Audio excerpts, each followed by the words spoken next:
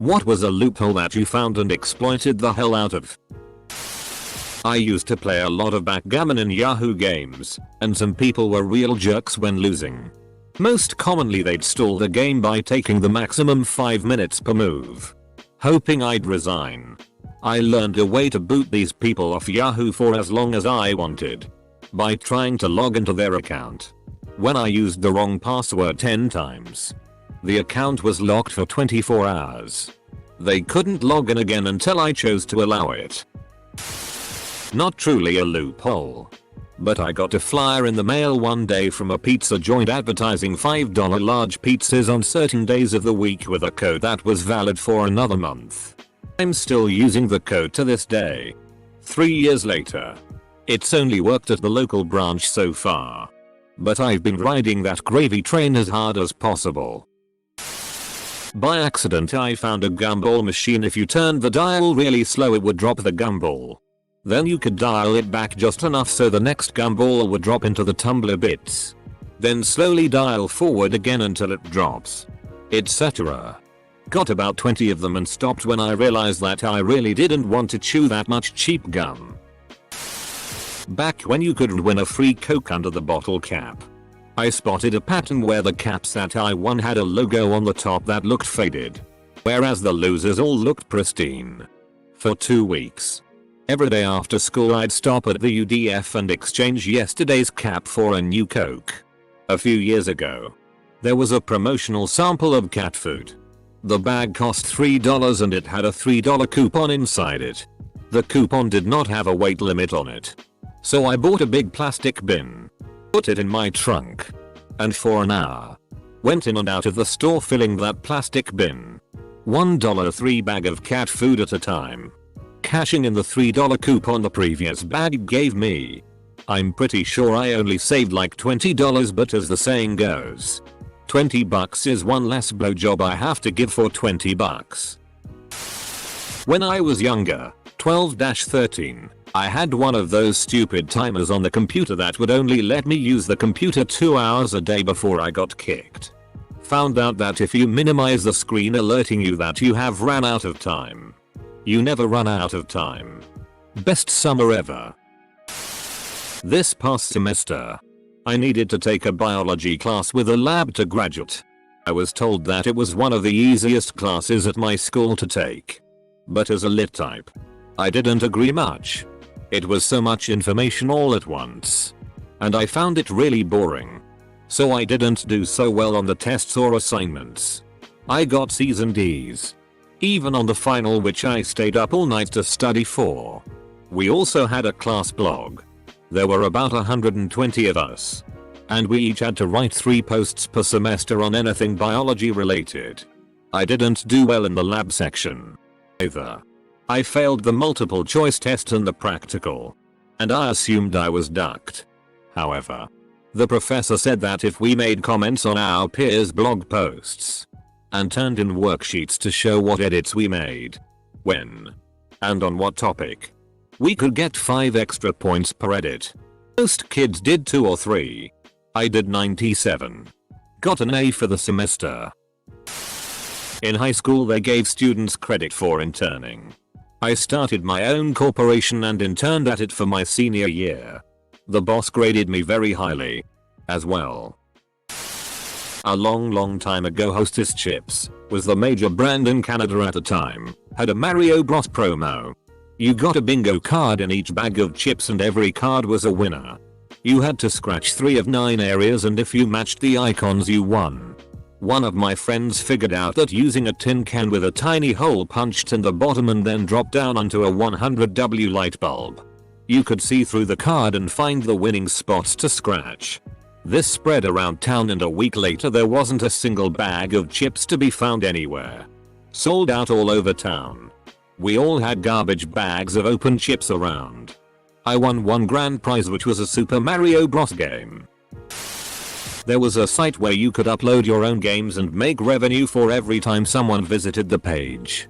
Turns out just refreshing the page counted as a visit.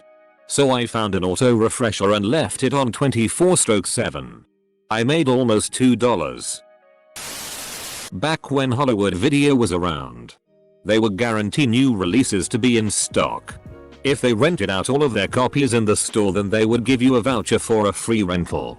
I was in college at the time and would go into the store near my college campus at around 10 PM on a Friday night.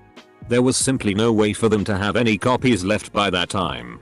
So I would collect whichever vouchers were available. Rinse. Repeat. Cheaper than Redbox. Back in college we found a loophole with coupons at Kroger for General Mills cereal. If you bought 4 boxes of cereal, each box was $1.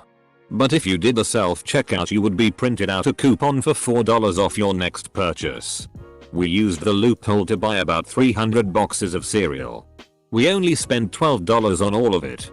We would have spent less, but we had to go to another Kroger once the manager got wind of us. We kept around 20 boxes for ourselves and donated the rest to the local food bank. They were so excited when we showed up with 3 vehicles full of cereal.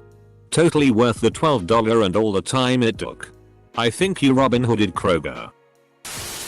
This is fairly minor. But several years ago, 7-11 ran a promotion where all of the Big Gulp cups had a sticker on them that had some kind of prize on them. The sticker had those little wavy blue and red lines that you had to look at through 3D glasses to read. So, in theory, you had no idea what you had won until the clerk looked at it at checkout. Most of the prizes were crap, stuff like 25 cents off of a sketchy hot dog. But one of the prizes was a free Big Gulp. So if you got that one, your Big Gulp was free. I memorized the pattern of blue and red lines. Fished through the cups until I got the right one and got free soda pop for about 2 months until the promotion ended. Excuse me while I go check my insulin. When vending machines first started accepting credit cards, you could swipe your card, select a drink, and when the little drink pod starts moving to collect your drink, hit cancel. The cancel button would stop the card transaction but not the machine, so you could get free drinks. Was a sad day when it stopped working. Around Halloween, Peep's website had a code to get 20% off at checkout for any order. It ended up working on all items, including gift cards. So I first bought a $3 gift card. Then I used that gift card to buy a $4 gift card, etc. Until I got to an $80 gift card. I then bought $80 worth of Peeps with $3. I told one of my friends and he did the same thing but got his gift card up to $1. My friend works for a company where he spends the entire week traveling and staying in hotels, and he can expense any hotel. Because of this, my roommate and I listed our air mattress on Airbnb for $150, and he's the only one that ever stays there. He's only even in town once every couple weeks, but whenever he is we have a small house party entirely on the company's dime. My college didn't put any dates on our student IDs. No graduation year. No expiration date. Nothing. As a result, I kept using it to get student discounts for years after I graduated. Mostly the 15% off J. Crew discount. Penn State fixed that by making IDs fall apart after a year or two so they could charge you for a new one. There was a Papa John's coupon for 50% off if the official PJ Twitter retweeted you. I found the code looking through their website. I got half off pizza for a year and a half. They also have if you enter 25 off in the promo code, you get 25% off. It still works after all these years. Edit. Guys, I'm just pointing off one less known offer. Not claim it's the pinnacle of pizza deals. Back in the 80s, Raffle for a car had write your own entries. Printed off thousands of pages of entries on my printer. One car. Unfortunately I was too young to drive. My sister totaled it before I got my license. Easy come. Years ago when online poker was a thing in the US, there were sites that let you look at statistics on other players. They'd give you like one free look. But I realized you could just manually change the player's name in the link and get unlimited free statistics from them. I used it a lot to see if someone was a good player or not before sitting down at tables with $20 plus buy-ins. There's these 3 Dunkin' Donuts in my area that let you buy coffee cards. Basically you pay $200 for the card and can come through any part of the day. However much you want a day and get an any size coffee for a year. Well, my mom bought one last year and it had expired. She bought another one this year and it looks exactly the same as the old one. They took no effort into changing the card at all. So my mom gave me her old one and I get free coffee whenever I want. Edit. They're not scannable cards or gift cards. It's literally just a pink piece of paper in the shape of a card that has the Dunkin' Donuts label on it and the locations where it's valid and a manager's signature. It does have the date it expires on there real small, but they have never once checked my card. They only ask me to flash it at them. So I guess the day they ask to inspect it the jig is up. The online community that played Diablo 2 created its own form of currency by trading valuable in-game items for rarings called Sodges, Stones of Jordan. For instance, if you wanted that rare plus attack power armor, you would buy it for 12 Sodges. Anyway, I figured out that there was a discrepancy between the worth of an Sodge in game and its actual monetary worth on eBay, same with magic items. But in reverse. I would buy Sodges on eBay for cheap, go in game, and trade them for rare magic items. Then I would sell those magic items on eBay for way more than I paid for the Sodges. I made enough money to pay for college books and other living expenses. Blizzard tried to capitalize on this when they released Diablo 3, but they failed miserably by regulating the market too much. The system worked in D2 because it was only regulated by the supply and demand of the users. Worked at Walmart. Employees can't take advantage of mismatched prices. See 3DS XL labeled at $70. When they first came out. Friend is with me. Hand him money to pay for it. Get new 3DS XL for $70. Probably about 8 months or so ago. Kmart accidentally ran an online ad where the PlayStation 4 was listed for something like $200 cheaper than its MSRP. Since Walmart does price matching, people were taking that ad into Walmart and getting PS4s for really cheap. My university requires that you change your password every few months or so. The new password can't be on that you've used in the past. Naturally this sucks because I have to remember yet another password. But you forget your password and reset it, it can be anything. And it counts towards changing your password. I've had the same password for my entire college career. Edit. Guys, I'm aware this is a security risk. You can stop telling me now. I change my important passwords, banking, health insurance, loan accounts, etc., religiously. At my local movie theater, you could get a small drink for $2.50 or a large drink for $3.50. And large gets unlimited refills. Or you could get a Subby tea for $2.50. But they didn't give you the Subby bottle because they wanted to avoid any broken glass incidents. So they poured the Subby into the large cup. Boom. Unlimited large drink refills. I saved several dollars that way. My son attends speech and occupational therapy every week. Usually it is a $35 copay for each therapy. But if I do them on the same day I only have to pay the copay once. Saves me about $140 a month. Edited to clarify. Since it came across like my child was a therapist. There used to be an electronics store called Hastings where I grew up that sold both new and used electronics. They had a deal that if you traded in 3 used games of a common type, e.g. all PS2 games, you could get a brand new game for free. No strings attached. Just free.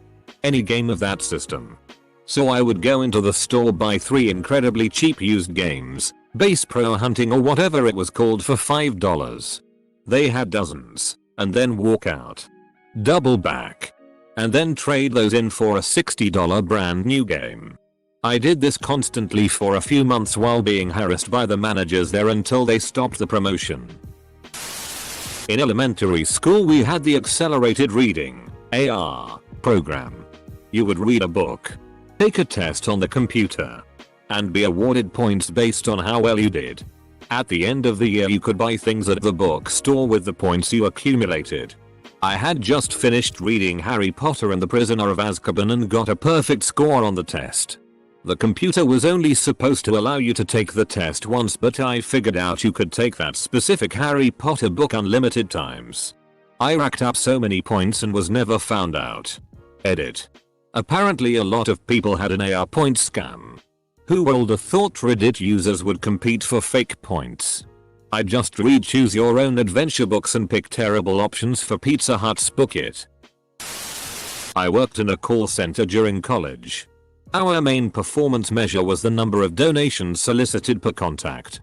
If the person didn't answer or hung up immediately, it didn't count against you. I discovered a bug where, if I blew into the microphone just as the phone started to ring, it would register in the computer system as a no answer and dial the next number. I rode this out for several months before I got tired of blowing my microphone for 8 hours a day and quit. In the 80s, Chuck E. Cheese's didn't shred the tickets you get out of their games and used to buy toys, candy, etc. My friends and I were biking one day behind a strip mall practicing our wheelies and jumps. We saw a worker throwing a garbage bag of tickets into the dumpster behind Chuck E. Cheese. We grabbed it and then started circling back about once a week. Garbage bags and garbage bags full of tickets. We were doing so well. One of my friend's parents got in on it. She would take the minivan behind there and have her kids load up. And this is why tickets are now shredded. I think I still have a huge stockpile of frisbees and stuffed animals in my parents' attic somewhere. Back in the day at my local Charles Cheese, they weighed the tickets. Bought a TTY Sega Genesis game. I think it was some flight sim, which was the crappiest game I ever played. So I took it back to Kmart and got told no refunds for opened games. Replacement for the same one if broken. Annoyed that I couldn't get my money back, I said it was broken and went for the replacement. They handed me a new copy of the game and my original receipt. Left and came back an hour later. I want a refund for this game. Here is my receipt and an opened game. Got my money back. Went and bought a different Genesis game. I was once the only person to show up to a Microsoft CRM event. Since I was the only person to attend, I automatically won the door prize of a Xbox 360 with a Kinect. The downside of this loophole was 3 long hours of talking with MS product evangelists who were very disheartened and desperate to make a sale. I used to work at a small town bank with an ancient computer system. We had a small stash of Canadian currency that we would occasionally exchange for customers free of charge either way. To do this, we looked up the current exchange rate and used our teller software to give us the value of $XX. XX CAD to USD or vice versa. I found out one day that this exchange rate never updated and was stuck at 0.72 Canadian dollars to every $1. This was back when the USD was lower in value than the CAD. Being the enterprising individual that I was, I exchanged all of my cash, not much at the time, I was 16, for CAD with the excuse that I was going there over the weekend. Went to a bank down the street and traded that shit in for an easy 50% gain or something like that. I did this over and over for at least a year until they finally fixed the issue with the computer. In college I bought a pack of coupons for Hungry Howie's Pizza. It had 3 coupons for a free pizza. No other requirements. Just a completely free pizza. I would call and order my pizza. Tell them that I had the coupon for a free pizza. Show up and forget to give them the coupon every time. I always had it on me as a backup, just in case they did ask for it. But, out of the 3 coupons, they only asked for it once. I kept using them for months. Until the coupons expired.